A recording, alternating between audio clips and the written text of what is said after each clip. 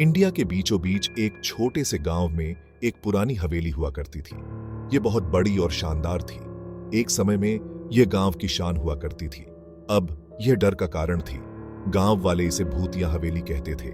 इसकी दीवारें टूट रही थीं, इसकी खिड़कियां अंधेरी और खाली थीं, जैसे किसी खोपड़ी की आंखें। सूर्यास्त के बाद कोई भी उसके पास जाने की हिम्मत नहीं करता था। बड़े बुजुर्ग बच्चों को इससे दूर रहने की चेतावनी देते थे। वे कहते थे कि हवेली शापित है, यह अशांत आत्माओं का घर है। आत्माएं जो रात में इसके गलियारों में घूमती हैं, जिंदा लोगों से बदला लेने के लिए। हवेली की कहानी पीढ़ी दर पीढ़ी चली आ रही थी। हर बार बताना पिछले से भी ज्यादा डरावना होता गया। रात में इसकी दीवारों के भीतर से अजीब आवाजें आती थीं, भयानक चीखें और भूतियां फुसफुसाहट। कभी कभी गांव वालों ने खिड़कियों में रोशनी टिमटिमाते हुए देखने का दावा किया, जैसे कोई या कुछ अंदर घूम रहा हो। लेकिन वहां कोई नहीं रहता था। वहां दशकों से कोई नहीं रहता था।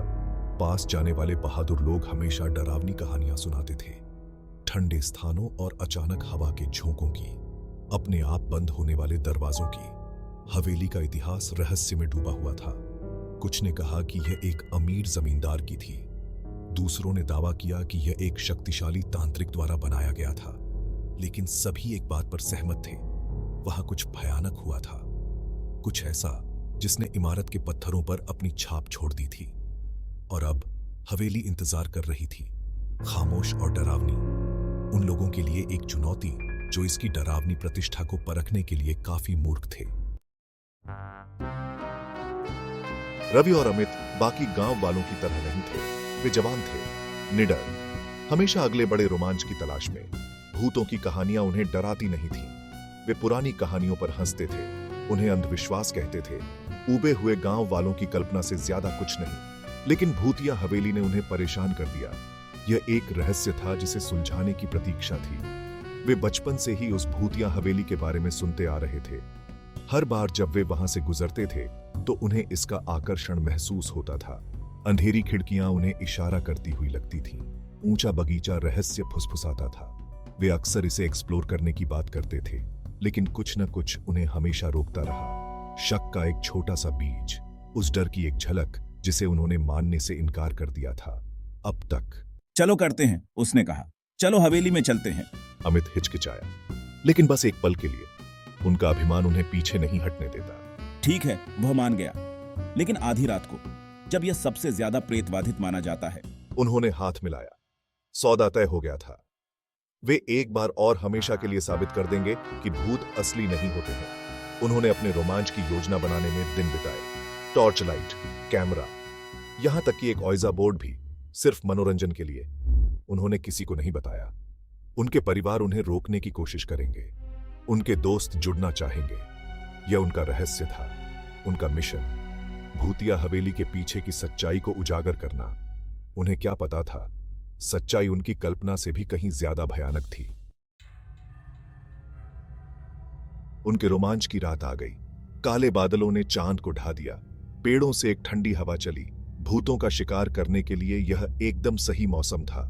रवि और अमित गांव के चौराहे पर मिले। उनके दिल तेजी से धड़क रहे थे, उत्साह से या डर से वे बता नहीं सकते थे। उन्होंने आखिरी बार अपने उपकरणों की जांच की। सब कुछ तैयार था। वे सोते हुए गांव से रेंगते हुए निकले, अंधेरे घरों और खामोश गलियों से गुजरते हुए। हवेली आगे दिखाई दी, रात के आसमान के सामने एक काला साया। जैसे जैसे वे पास आते गए, यह बड़ा होता गया और ज्यादा खतरनाक। एक पल के लिए अमित डल गया। शायद ये एक अच्छा विचार नहीं है, वह फुसफुसाया। अब कंजूसी मत करो, उसने कहा। जंग लगे फाटकों पर वे रुक गए। हवेली का मैदान उनके सामने फैला हुआ था, ऊंचा और जंगली। चांदनी में परछाइयां नाच रही थीं। क्या वे झाड़ियां बस हवा में हिल रही थीं या कुछ और? रवि ने गेट को धक्का दिया। ये एक अजीब सी चीख के साथ खुला। दोनों लड़के उछल पड़े, फिर घबराहट में हंसे। बस तेल की जरूरत है, वह बुदबुदाया। उन्होंने प्रॉपर्टी पर कदम रखा। तुरंत हवा बदल गई। यह ठंडी हो गई, भारी, मानो माहौल ही उन्हें पीछे धकेलने की कोशिश कर रहा हो। लेकिन उन्होंने आगे बढ़ना जारी रखा, मुख्य द्वार की ओर, उन अनजान भयावहता की ओर जो अंदर इंतजार कर रही थीं। हर कदम के साथ हवेली उन्हें देखती हुई लग रही थी, इसकी खिड़कियां आंखों की तरह, उनकी हर हरकत पर नजर रखे हुए। यह देखने के लिए इंतजार कर रहे हैं कि ये मूर्ख लड़के आगे क्या करेंगे। हवेली का मुख्य द्वार उनके सामने था, विशाल और भव्य। इसकी लकड़ी सड़ रही थी, धातु के कब्जे जंग लगे हुए थे, लेकिन यह अभी भी मजबूत दिख रहा था, अटूट। रवि ने उसे छूने के लिए हाथ बढ़ाया। जिस क्षण उसकी उंगलियों ने संपर्क किया, उसके शरीर में एक सिहरन दौड़ गई। वह जल्दी से पीछे हट गया। क्या तुमने वह महसूस किया? उसने अमित से पूछा। अमित ने सिर हिलाया। उसका चेहरा पीला पड़ गया था। उन्होंने दरवाजे को धक्का दिया। पहले तो इसने विरोध किया, फिर एक कराह के साथ जो रात में गूंज उठी वह खुल गई। बासी हवा का एक झोंका बाहर आया, अपने साथ उम्र और सड़न की पुरानी गंध लेकर, और कुछ ऐसा जिसकी पहचान कोई भी लड़का नहीं कर सका। लेकिन इससे उनकी रूह कांप गई। वे दहलीज पर हिचकिचाए। यह उनके लिए पीछे मुड़ने का आखिरी मौका था। हम यहाँ तक आ ही गए हैं, रवि ने कहा। उसकी आवाज मुश्किल से एक फुसफुसाहट थी। अमित ने सिर हिलाया। वे अंदर चले गए। अंधेरे ने उन्हें निगल लिया। उनकी टॉर्च लाइटों ने अंधेरे में कमजोर किरणें डाली। धूल के कण प्रकाश में नाचते थे, जैसे छोटी छोटी आत्माएं उनका स्वागत कर रही हों। उनके पैरों के नीचे फर्श चरमरा गया। मौन में हर ध्वनि प्रवर्धित होती है। वे धीरे धीरे चले गए, सावधानी से, हर कोने में आंखें गड़ाए हुए। प्रवेश कक्ष विशाल था, उनके गांव की किसी भी चीज से ज्यादा भव्य। फीकी पड़ चुकी पेंटिंग दीवारों पर लटकी हुई थी। उनके विषय लड़कों को देखते हुए प्रतीत होते थे, अदृश्य आंखों से उनका पीछा करते हुए। ऊपरी मंजिल तक जाने के लिए एक भव्य सीढ़ी थी। इसकी रेलिंग अलंकृत थी, लेकिन मकड़ियों के जालों से ढकी हुई थी। सब कुछ भूले हुए विलास की बात करता था, और सुस्त दुख। हवा अनकही कहानियों से भरी हुई थी, और अनकही चेतावनियां। रवि और अमित विस्मय में खड़े थे, और बढ़ते डर में। वे वास्तव में अब दूसरी दुनिया में थे, भूतिया हवेली की दुनिया। जैसे ही उन्होंने भूतल का पता लगाया, अजीबोगरीब घटनाएं होने लगीं। तापमान अचानक गिर गया। जुलाई में उनकी सांसें सफेद फुहारों में निकल रही थीं। मेरी टॉर्च लाइट ये टिमटिमा रही है। फिर यह पूरी तरह से बंद हो गई। कितना भी हिलाने पर भी यह वापस नहीं आई। वे अमित की मशाल से रोशनी साझा करते हुए करीब आ गए। परछाइयां बढ़ती हुई प्रतीत होती थीं, अंगुली की तरह उन तक पहुंचती हुई। एक आवाज ने उन्हें जड़ कर दिया। पदचाप ऊपर से आ रहा है, धीरे, सोच समझकर, मानो कोई या कुछ ऊपर की मंजिल पर चहलकदमी कर रहा हो। यह तो बस हवा है। लेकिन उसकी आवाज कांप रही थी। पदचाप थम गए। उनके ठीक ऊपर फिर एक आवाज, मानो कोई भारी चीज गिर गई हो या नीचे कूद गया हो। वे भागने के लिए मुड़े, लेकिन सामने का दरवाजा बंद था। क्या उन्होंने इसे खुला नहीं छोड़ा था? यह फंस गया है, वह चिल्लाया। उनके गले में दहशत उठ गई। वे फंस गए थे। पदचाप फिर से शुरू हो गए। अब सीढ़ियों से नीचे उतर रहे हैं, धीरे, स्थिर, करीब आना। अमित की टॉर्च लाइट मंद पड़ने लगी। अंधेरा उनके चारों ओर छा गया। हवा में एक फुसफुसाहट तैर गई, पहले धीरे से, फिर जोर से। आपका स्वागत है, घर आ गए। आवाज न तो पुरुष की थी और न ही महिला की, न जवान न बूढ़ा। यह सब कुछ था और कुछ भी नहीं। यह हर जगह से और कहीं से भी आई थी। रवि और अमित एक दूसरे से लिपट गए। उनका साहस भूल गया। उनका रोमांच एक बुरे सपने में बदल गया, और यह तो बस शुरुआत थी। जैसे ही वे डर के मारे लकवाग्रस्त खड़े थे, एक नई अनुभूति उन पर छा गई। देखे जाने की भावना, यह बहुत ज्यादा था। भारी आंखें उन्हें हर दिशा से देख रही थीं। वे अपने अदृश्य पर्यवेक्षक की एक झलक पाने की कोशिश कर रहे थे, लेकिन कुछ दिखाई नहीं दिया, बस परछाइयां और धूल। फिर भी एहसास बना रहा, मजबूत हो गया। हमें यहां से निकलना होगा। डर के मारे उसकी आवाज कर्कश थी। रवि ने सिर हिलाया। वे दरवाजे की ओर मुड़े, अपनी सारी ताकत से खींचा। यह जिद करके बंद रहा, मानो किसी अनदेखी शक्ति ने सील कर दिया हो। वे एक खिड़की के पास चले गए। कांच उम्र के साथ बादल छा गया था, लेकिन वे बाहर बगीचे को देख सकते थे। आजादी इतने पास, फिर भी पहुंच से बाहर। अमित ने अपनी टॉर्च लाइट उठाई, कांच तोड़ने के लिए तैयार। लेकिन जैसे ही वह झुला, बत्ती चली गई, उन्हें पूरी तरह से अंधेरे में धकेल दिया। एक ठंडी हंसी हॉल में गूंज उठी, जो उनके प्रयास का मजाक उड़ा रही थी। लड़के एक साथ पीठ से पीठ सटाकर बैठ गए, एक ही बार में हर दिशा में देखने की कोशिश कर रहे। उनके दिल इतनी जोर से धड़क रहे थे कि उन्हें यकीन था कि यह पूरी हवेली में सुनाई दे रहा होगा। अचानक एक रोशनी दिखाई दी, टिमटिमाता और कमजोर, मोमबत्ती की लौ की तरह। यह उनके सामने हवा में मंडराता रहा, फिर हिलना शुरू किया, एक द्वार की ओर बहते हुए जिस पर उन्होंने पहले ध्यान नहीं दिया था। यह वहां रुक गया, मानो इंतजार कर रहा हो, उनका पीछा करने के लिए आमंत्रित करना। रवि और अमित ने एक दूसरे को देखा। क्या उन्हें चाहिए? विकल्प अंधेरे में रहने का था। सावधान उपस्थिति के साथ, अकेले कांपते कदमों के साथ वे प्रकाश का पालन करने लगे। भूतिया हवेली के बीचों बीच बत्ती उन्हें एक संकरे गलियारे में ले गई। ऐसा लग रहा था कि दीवारें उनके चारों ओर बंद हो रही हैं। उन्हें सिंगल फाइल में चलना पड़ा। तैरती हुई लौ हमेशा पहुंच से बाहर थी। इसने दीवारों पर अजीबोगरीब परछाइयां डाली, परछाइयां जो उस तरह से चलती थीं जैसे परछाइयों को नहीं चलना चाहिए। मैंने दीवार को छूने के लिए हाथ बढ़ाया। मेरा हाथ गीला हो गया, चिपचिपा। मैं नहीं जानना चाहता था कि किसके साथ। गलियारे के अंत में एक दरवाजा था, भारी और लोहे से बंधा हुआ। जैसे ही वे पास आए, वह खुल गया। एक पत्थर की सीढ़ी दिखाई दी जो घने अंधेरे में नीचे जा रही थी। तैरती हुई बत्ती नीचे उतरी।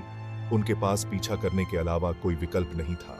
सीढ़ियां खड़ी हैं, काई और किसी और चीज से फिसलन। हर कदम एक जोखिम जैसा लगता है, अज्ञात गहराई में गिरने का खतरा। जैसे जैसे वे नीचे उतरते गए, हवा ठंडी नमीदार होती गई। सड़न की गंध तीव्र हो गई, धातु जैसी किसी चीज के साथ मिल गई, जैसे पुराना खून। मैं इस गंध को बर्दाश्त नहीं कर सकता। अमित का गला घुट गया। रवि ने उल्टी करने की इच्छा को दबा दिया। अंधेरा उन पर छा गया, यहां तक कि छोटी सी रोशनी भी इससे जूझती हुई लग रही थी। वे गिनती भूल गए कि उन्होंने कितने कदम उठाए थे, कितनी दूर नीचे चले गए थे। अंत में हम नीचे पहुंच गए। दूसरा दरवाजा लकड़ी का बना हुआ, प्राचीन और सड़ता हुआ, उसके सामने बत्ती मंडरा रही थी। अजीबोगरीब निशान उसकी सतह पर उकेरे गए थे, ऐसे प्रतीक जो टिमटिमाती रोशनी में लिखते और हिलते हुए प्रतीत होते थे। लड़के हिचकिचाए। हर वृत्ति उन पर वापस मुड़ने के लिए चिल्लाई, लेकिन वे जानते थे कि अब कोई पीछे हटना नहीं है। केवल आगे, उस दरवाजे के पार जो भी डर उनका इंतजार कर रहा था, उसकी ओर। कांपते हाथों से रवि ने दरवाजा खोला।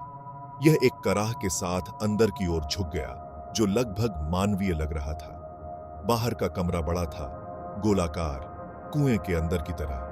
दीवारों पर जार और बोतलों से भरी अलमारियां थीं। उनकी सामग्री सबसे अच्छी तरह से अकल्पनीय थी। केंद्र में एक पत्थर की वेदी थी, जो उम्र और अन्य चीजों से काली पड़ चुकी थी। तैरती हुई रोशनी फैल गई, जिससे कमरे में एक बीमार चमक फैल गई। और वहां वेदी के पास एक महिला खड़ी थी, लेकिन हाड़ मांस की महिला नहीं। उसका रूप पारभासी, झिलमिलाता हुआ था। उसके पैर जमीन को नहीं छू रहे थे। उसका चेहरा खूबसूरत था, लेकिन दुख और गुस्से से भरा हुआ था। उसकी आंखें काले गड्ढे थे, अंतहीन और भूखे। आपका स्वागत है मेरे बच्चों, मैं तुम्हारा इंतजार कर रही थी। उनकी आवाज वह फुसफुसाहट थी जो उन्होंने पहले सुनी थी, लेकिन अब इसने कमरे को भर दिया। हर सतह से गूंज उठी। वह उनकी ओर सरक गई, उसकी हरकतें तरल, अप्राकृतिक। हम पीछे हट गए, लेकिन दरवाजा हमारे पीछे बंद हो गया। भागने के लिए कहीं नहीं था। भूतिया औरत ने हाथ बढ़ाया। उसका हाथ अमित के गाल से गुजरा। वह हाँफने लगा। ये बर्फ के पानी में डुबकी लगाने जैसा लगा। इतना जवान, जीवन से भरपूर, मेरे संग्रह के लिए एकदम सही। उसने अलमारियों की ओर इशारा किया और लड़कों को डर के मारे एहसास हुआ कि जार वस्तुओं से नहीं, बल्कि घूमते हुए धुंध से भरे हुए हैं। कभी कभी कांच के खिलाफ चेहरे दबे हुए दिखाई देते थे, चुपचाप चिल्लाते हुए, फंसी हुई आत्माएं, और वे उनसे जुड़ने वाले थे। एक रोती हुई धुंध बच निकली, कमरे में घूमती रही, फिर गायब हो गई। यह उसके ठीक बीच से होकर गुजरा, दीवार से टकराकर चकनाचूर हो गया। अमित ने शेल्फ से एक जार पकड़ा और भूतिया औरत पर फेंक दिया। यह नहीं खुलेगा। रवि ने दरवाजे पर वार किया। दहशत ने उन्हें ताकत दी। तुम मुझसे नहीं लड़ सकते, यह मेरा क्षेत्र है। वे महसूस कर सकते थे कि उन्हें खींचा जा रहा है, उनके शरीर से फाड़ा जा रहा है। कमरा घूमता हुआ प्रतीत हुआ। उनकी नजर धुंधली हो गई। अमित फर्श पर गिर पड़ा। रवि ने महसूस किया कि उसकी ताकत कम होती जा रही है। हवा घनी भारी हो गई। वह मंत्र जपने लगी, एक ऐसी भाषा में जो बहुत पहले मर चुकी थी। कृपया हमें जाने दो। महिला ने अपने मंत्र को रोक दिया, अपनी काली आंखों से उन पर विचार किया। जाओ? अरे नहीं मेरे प्यारे, तुम कभी नहीं जा सकते। तुम अब हवेली का हिस्सा हो, जैसे मैं हूँ, जैसे हम सब हैं। उसने जार दीवारों, अपने आसपास की हवा की ओर इशारा किया। मैं अमित का हाथ पकड़ने के लिए पहुंचा। उसे पाया, कसकर पकड़ लिया। जैसे ही हमारी आखिरी ताकत खत्म हुई, जैसे ही अंधेरा छा गया, हमें सच्चाई का एहसास हुआ।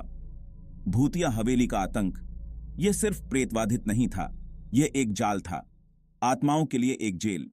और हम उसमें चल पड़े थे। हमारे शरीर कभी नहीं मिलेंगे, लेकिन हमारी आत्माएं हमेशा के लिए हवेली की काली कथा का हिस्सा बनी रहेंगी। गांव में दिन बीत गए। रवि और अमित के परिवार वाले बेतहाशा खोजते रहे। पुलिस को बुलाया गया। तलाशी दलों ने इलाके की तलाशी ली, लेकिन लड़कों का कोई पता नहीं चला। ऐसा था जैसे वे हवा में गायब हो गए हों। अफवाहें फैलने लगीं। भूतिया हवेली की, उसके श्राप की, जवान आत्माओं के लिए उसकी भूख की फुसफुसाहट।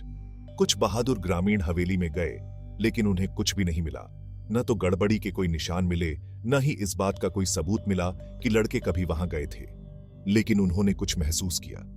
हवा में एक भारीपन, देखती आंखों का एहसास। और कभी कभी खिड़कियों में उन्हें लगता था कि वे चेहरों को देखते हैं, युवा चेहरों को, कांच के सामने दबा हुआ, चुपचाप मदद के लिए चिल्लाते हुए। गांव के बुजुर्गों ने सिर हिलाया। उन्होंने हवेली की बुराई के बारे में चेतावनी दी थी। अब 2 और आत्माएं इसके लिए खो गईं। परिवार वालों ने शोक मनाया। गांव शोक मनाता रहा, लेकिन जीवन चलता रहा, जैसा कि हमेशा चलता है। भूतिया हवेली खामोश खड़ी थी, प्रतीक्षा कर रही थी। उसकी भूख अस्थायी रूप से शांत हो गई थी, लेकिन हमेशा और अधिक के लिए भूखी रहती थी। और अंदर सबसे गहरे कक्ष में अलमारियों पर 2 नए जार रखे थे, जो घूमते हुए धुंध से भरे हुए थे। कभी कभी धुंध में चेहरे बनते थे। 2 लड़के हमेशा के लिए जवान, हमेशा के लिए फंस गए। उनकी खामोश चीखें शापित लोगों के कोरस में शामिल हो रही हैं। उन सभी के लिए एक चेतावनी, जिन्होंने भूतिया हवेली में प्रवेश करने की हिम्मत की। एक अनुस्मारक की कुछ रहस्यों को सुलझाए बिना ही छोड़ देना सबसे अच्छा है।